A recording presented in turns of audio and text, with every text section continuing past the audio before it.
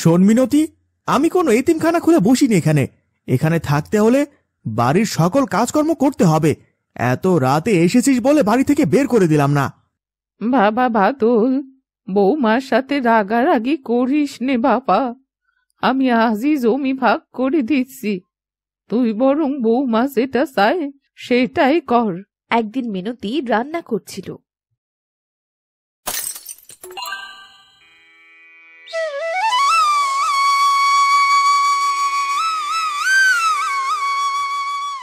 হ্যাঁ গো, বলি এভাবে আর কতদিন?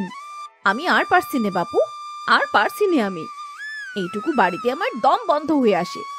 গোয়াল ঘরের মতো একটু বাড়িতে তোমার মা, ভাই, ভাইয়ের বউ, উফ, আমি এই পরিবেশে আর থাকতে পারবো না। সে কি গো গিন্নি, আমাদের আপনজন হলো আমাদের পরিবার, আর পরিবার নিয়ে থাকতে তো তোমাকে হবেই। তাছাড়া আমি জানি গো, তুমি জমিদার বাড়ির মেয়ে, তোমার রাজপ্রাসাদে থেকে অভ্যাস। তোমার কি আর এইটুকু বাড়িতে বসবাস করতে ভালো লাগে?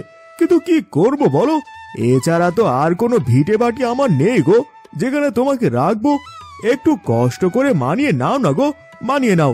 দেখবে একদিন বিধাতা আমাদের সব দেবে, সেদিন না হয়। কেন, তোমার মার তো জমির অভাব নেই। তোমার মাকে বলো না জমি ভাগ করে দিতে। তারপর আমাদের ভাগের জমিতে গিয়ে আমরা নতুন বাড়ি করবো খন। আর এই পুরনো বাড়িতে তোমার ভাইদের সাথে তোমার মা থাকবে। না গিন্নি না, এমনটা হতে পারে না। এখনই জমি জমা কিচ্ছুটি ভাগ হবে না, হবে না, হবে না। যতদিন মা বেঁচে আছেন ততদিন মার এক টুকরো জমিও ভাগ হবে না। এখন ওনার জমি জমা আছে বলে সবাই লোভে তাকে সম্মান করে, ভালোবাসে, চারটে খেতে দেয়। আর যখন সবকিছু আমাদের নামে করে দেবেন, তখন তো আমার মায়ের এক থালা ভাত খেতে দিতেও তোমরা ভাগ করে খেতে দেবে। তখন দেখা যাবে ছোট বউ মাকে খাবার দেবে ভেবে তুমি খাবার দেবে না, আর তুমি খাবার দেবে ভেবে ছোট বউ খাবার দেবে না। তখন মাকে না খেয়ে থাকতে হবে। তা তো অবশ্যই। দুই ছেলেকে জমি ভাগ করে দেবে তো আমার ঘরে একা কেন খাবে? তোমার ভাইয়ের ঘরেও খাবে। বাড়িতে কত কাজকর্ম আছে, কিছু করে চারটি খাবে, আরামায়েশে দিন কাটাবে। সেজন্যই তো বললাম, মা বেঁচে থাকতে কিছুই ভাগ হবে না। আর এটাই আমার শেষ কথা। আর কথাটা তুমি মাথায় রেখো কেমন? আমার মাকে চারটে খেতে দেবে, তাতে আবার বাড়ির কাজকর্ম করতে হবে মাকে, সেটা কখনোই সম্ভব হবে না।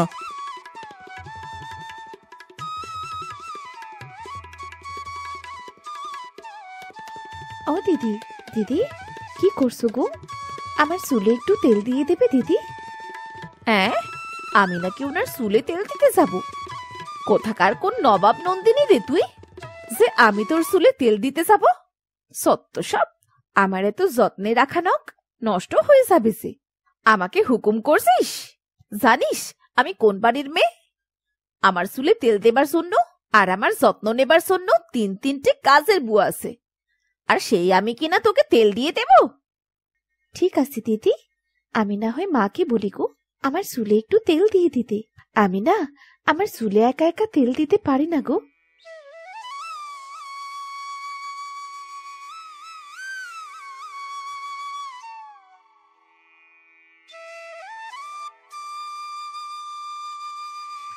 জানো তো বৌমা, আমাদের যেমন খাদ্য ভাত তরকারি, ঠিক তেমনি আমাদের চুলের খাদ্য হচ্ছে গিয়ে তেল। চুলের বুঝি আমাদের মতো মুখ আছে? সেই মুখ দিয়ে তেল খায়? তাহলে চুল কথা বলে না কেন মা? শোনো মেয়ের কথা। দুজনের আদিক্ষেতা দেখে আর বাসি না। ও বৌমা, এসো, তোমাকেও তেল দিয়ে দি। এসো গো এসো, এত সুন্দর করে চুলের সাথে মিশিয়ে দেব না, দেখবে খন। আমার মাথায় আপনাদের ওই নোংরা হাত দিতে দেব? আপনাদের দেখলেই তো আমার কেমন যেন শরীরে শিরশিরানি দিয়ে ওঠে। কত কষ্ট করে যে আমি আপনাদের সাথে থাকি, কত করে বলি জমি ভাগ করেন, জমি ভাগ করেন। কোথায় ভাগ করবেন? কথায় তো কোনো কানই দিচ্ছেন না। আমি আর পারছি নে, আপনাদের সাথে এক ছাদের তলায় থাকতে আমি আর পারছি নে। মিনতির এমন কথা, এমন ব্যবহারে বুড়ির চোখ বেয়ে টপ টপ করে পানি পড়তে থাকে। আর রজনী তো মুখটা গম্ভীর করে সেখান থেকে উঠে চলে যায়। এ কি মা, কাঁদছো কেন? কি হয়েছে তোমার? মা, ও মা, মা গো, কথা বলছো না কেন মা? দেখো দেখিনি, চুপটি করে রয়েছে। আহা, বলবে তো কি হয়েছে? শুরু হলো আরেকটা আদিক্ষেতা। কাদের সাথে যে আমি বাস করি না, দুদিন পর আমার মাথাটাও চাপিয়ে দিয়ে শুনলে কেন যে ভালোবেসে এর মতো একটা শাশিকে বিয়ে করলাম। উফ, এসব তুমি কি বলছো গিন্নি? আচ্ছা, তুমি মাকে কিছু বলনি তো? কি হলো বলো, কি বলেছো মাকে তুমি? আমি কিন্তু আমার মায়ের চোখের পানি মোটেও সহ্য করব না। তোমার মাকে আমি তেমন কিছুই বলিনি। তোমার মাকে শুধু জমি ভাগ করার কথা বলেছিলাম। তা তোমার মা তোমাকে দেখে ন্যাকা কান্না কাঁদতে শুরু করবে তা কে জানতো? সত্যি, তোমাকে নিয়ে আর পারি না। দিন দিন তোমার অহংকার যেন বেড়ে চলেছে। তোমার কিসের এত অহংকার বলতে পারো? মনে রাখবে মিনতি, তুমি একটা চাষির স্ত্রী, আর বিয়ের পর এটাই তোমার পদবি। তুমি তো ভুলেই যাচ্ছ, আমি জমিদার বাড়ির মেয়ে। আমার অহংকার থাকবে, আর আমি যেখানে সেখানে তোমার সাথে আর থাকতে পারবো না। আমি কি আমার বাড়িতে এমন পরিবেশে থেকেছি বলো? তোমাকে সবটা মানিয়ে নিতে হবে। আমি চাষি, আমার ভাঙা ঘর বাড়ি, এটুকু বাড়িতে সবাই মিলে থাকি বা থাকতে হবে। এটা তুমি আগে জেনে শুনে তারপরে কিন্তু আমাকে ভালোবেসেছিলে। তবে আজ কেন তুমি এগুলো বলছো? বাবা বাদল, বৌমার সাথে রাগারাগি করিস নে বাবা। আমি আজই জমি ভাগ করে দিচ্ছি, তুই বরং বৌমা যেটা চায় সেটাই কর। না মা, আমি মিনতির এমন আবদার রাখতে পারবো না। তাতে মিনতি আমার সাথে থাকলেও ভালো, আর না থাকলেও ভালো। শোনো মিনতি, তোমার বাবার জমিদারি থাকতে পারে, কিন্তু আমার বাবার তা নেই। এখানে থাকতে হলে এইভাবেই সবার সাথে মিলেমিশে থাকতে হবে। আর যদি না পারো তো তোমার বাবার জমিদারিতে গিয়ে থেকে দেখো কদিন। তুমি আমাকে চলে যেতে বলছো? ঠিক আছে, আমি চলে যাচ্ছি, তোমার মতো শাশির সাথে আর নয়। তারপর মিনতি রাগে অভিমানে চলে যায় তার বাবার বাড়ি।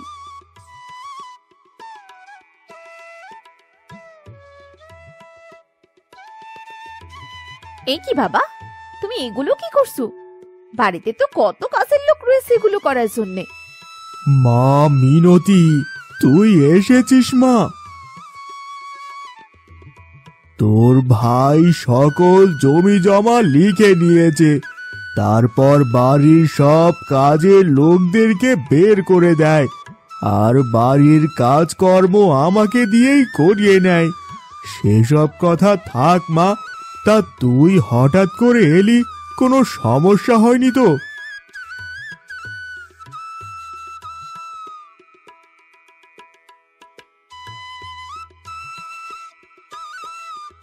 তুই ফিরে যা মা, তুই তোর সংসারে ফিরে যা। তোর ভাই কখনোই তোকে বসিয়ে খাওয়াবে না। বিয়ের পর মেয়েদের নিজের বাড়ি হয় শ্বশুর বাড়িতেই মা।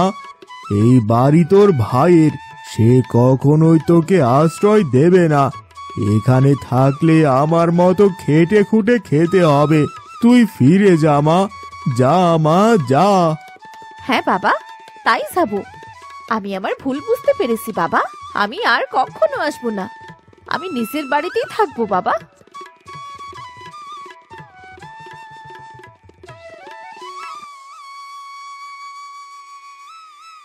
মা, মা, আমায় ক্ষমা করে দিন মা, আমি আমার ভুল বুঝতে পেরেছি।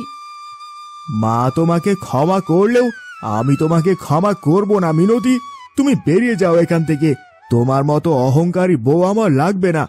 দুষ্টু গরুর চেয়ে শূন্য গোয়াল অনেক ভালো। তারপর বাদল মিনতিকে বাড়ি থেকে বের করে দেয়। মিনতি কাঁদতে কাঁদতে আবারও বাবার বাড়িতে যায়। সেখানে যাবার পর, শোন মিনতি, আমি কোনো এতিমখানা খুলে বসিনি। এখানে থাকতে হলে বাড়ির সকল কাজকর্ম করতে হবে। এত রাতে এসেছিস বলে বাড়ি থেকে বের করে দিলাম না। আমি সব কাজ করব, তবু আমায় বের করে দিও না। আমায় একটু আশ্রয় দাও, আমার সে যাবার কোনো জায়গা নেই। আমি আমি কোথায় যাব, কি করব বলো? আমি জমিদার বাড়ির মেয়ে। এইভাবে দেখতে দেখতে বেশ কয়েক মাস কেটে যায়। একদিন মিনতি রান্না করছিল। দিলি তো সব ফেলে। কাজের সময় মন থাকে কোথায় শুনি? বুঝেছি, ওই চাষির বাড়িতে মন থাকে তোর, তাই না? যা বলছি, বেরিয়ে যা, ওই চাষির বাড়িতে যা। এইভাবে বলছো কেন?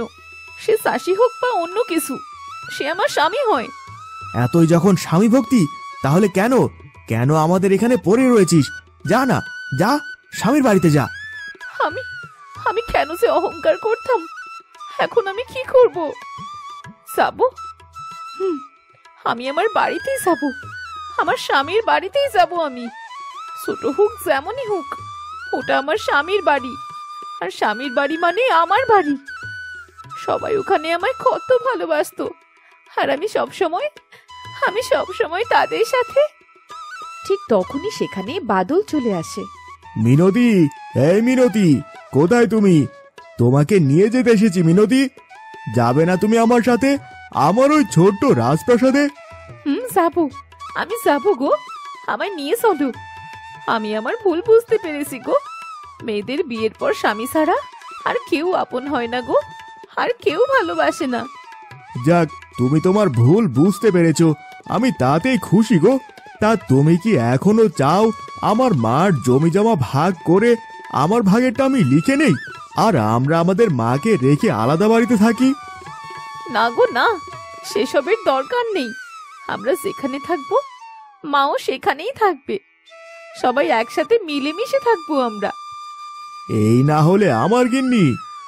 যা মা, বাড়িতে যা, সুখে শান্তিতে সংসার কর, মোটেও অহংকার করবি নে। মনে রাখিস, অহংকার পতনের মূল। হ্যাঁ বোন, তোর ভুল ভাঙানোর জন্য আমরা এতদিন নাটক করেছিলাম। আমাকে ভুল বুঝিস না বোন, এবারে তোর ভুল ভেঙেছে, তুই শুধরেছিস। তুই যা বোন, নিজের বাড়িতে যা। তার মানে? এসব কিছু আমাদের সাজানো নাটক ছিল। বেলা যে চলে যায়, মা আছেন অপেক্ষায়। তারপর মিনতি ও বাদল সেখান থেকে বেরিয়ে হাঁটতে শুরু করে তাদের গন্তব্যে।